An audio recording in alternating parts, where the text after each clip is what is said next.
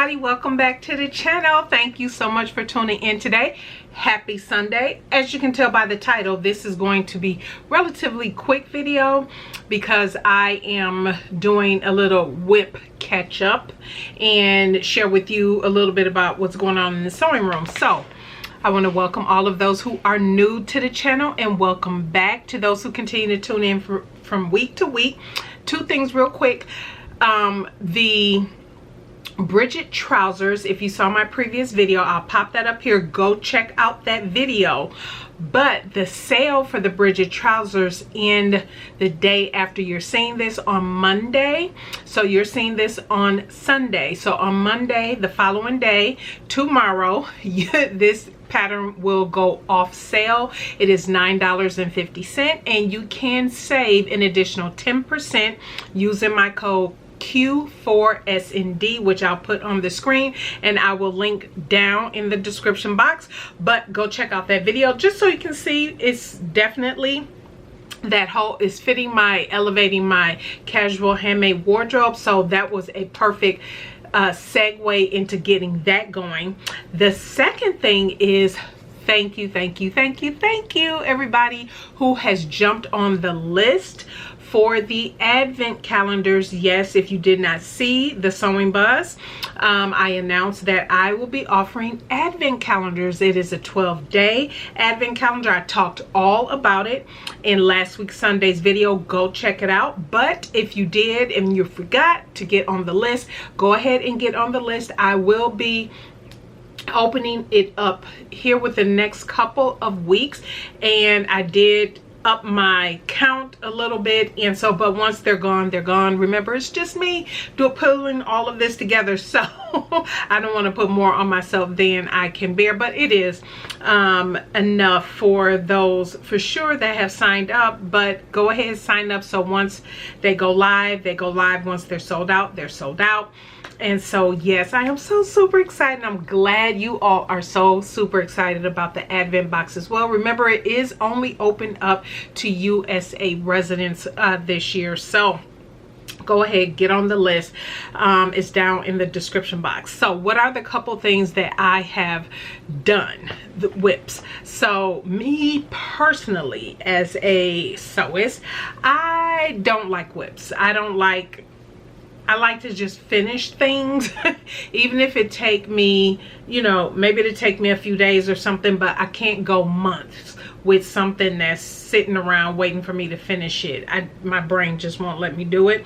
But I did go back in and update this is the Pattern Emporium's Refreshed Ruched t-shirt. Remember, I talked about finishing off the neckline. I don't know if you can tell, but I did with some white stitching. And so I thank you for those who did leave comments on that video. There was a good suggestion about perhaps using clear thread. I don't have any clear thread, so, but that was a good idea.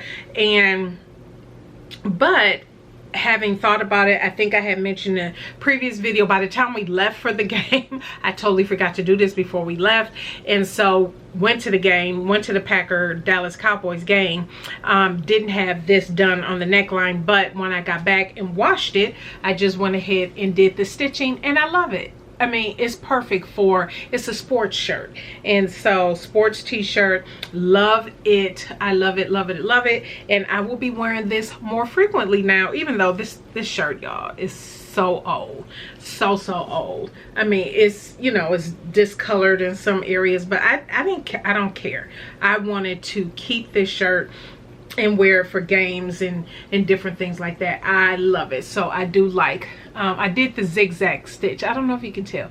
Yeah, I did white zigzag stitch all the way around, and it goes perfect for, you know, a game shirt. So this is ready to go. I actually may wear it for the game coming up, so we shall see. And then I also was on the back of my chair. Remember my Oreo, I was a pattern tester. This is the Itch to Stitch jacket. I did a lot of fitting on this, so fitting jacket, princess seam shoulders. If you're interested in any of that, go watch that video. I'll link it up here in the iCard. so you can see my initial adjustments and my thoughts on this. Love it. So one of the things, so I did put the drawstring in, and in that whole pack of colorful drawstring pack, actually here it is here, okay, in this whole pack, well, I fit the purple for me. See, here's the purple that came with it. It is so much lighter than the purple of my jacket. I didn't want to do that, so I figured, oh, I'll just do navy blue. How about there's no navy blue in here and all this color? So I end up going with black, which is fine. But then I had also noticed where the little grommets I had put in, and they, remember I showed you they were pulling out, and I thought I could salvage it. No, I could not. I don't know if you can, yeah, you can see when I was pulling the other, it was bias binding that I had temporarily put in there. Once I pulled that out, the little grommet popped out. And so yeah, and you all know I'm not unpicking all of this just to get the grommets in there, so they won't have grommets, but to salvage that area, because there will be a lot of friction going back and forth with pulling the, well, let me be honest, I will never draw it up unless, you know, it's windy. I mean, how windy does it get down here? But if it gets windy, I can see me putting it over my head maybe and drawing it up. Either way, there could be shifting of this in this area. So what I did was put freight check all around that area really good, and that should salvage that, because again, I'm not going to unpick all of this and unpick this and then go in there just to add that grommet back in there. I'm not doing that, but I will say, so she has pockets. Remember, I did not have enough fabric of this fabric, and I couldn't get any more either. That wasn't even an option. But anyway, because this came from melanated fabric, so I now have pockets. Here are my pockets. I just measured out. I put the jacket on, zipped it up, and then figured where did I want it, because these are princess seams right here all the way down, so I know I didn't want it to go across that area, because I didn't want it so close to the center, but I wanted it like on the side without, you know, being back here, because obviously then that'll be back too far.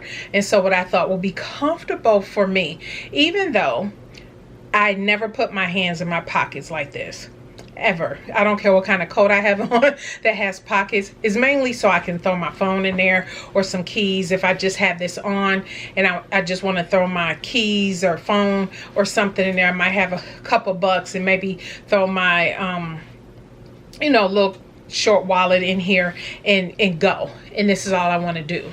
That's what this is for, but it's not for me to walk around with my hands in my pocket. And the pockets that originally come with it are welt pockets, and they go like this in here.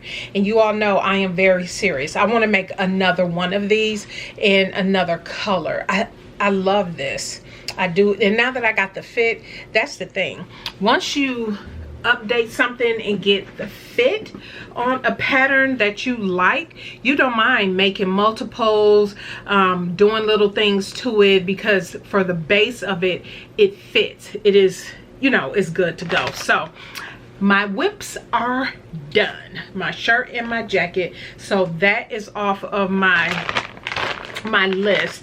And the only other thing that I have done in the sewing room, if you remember, and actually I'll just show it to you, it is, you can't see it, so let me bring you over here. So what I've done is I have this cubicle, and I'll show it to you, but you all have seen I will match my patterns to the fabric and those are my projects, and I tend to stack them up in the order that, you know, I feel like I want to make them.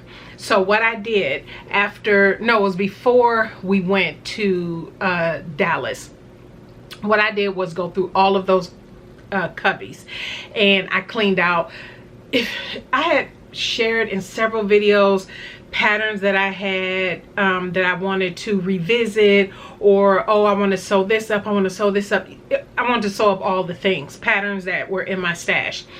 And what was happening was there was a lot of patterns that I was throwing in those cubies, and then the ones that I had matched up, everything was just getting all jumbled up together, long story short. And I decided to go through and clean out all of my cubbies.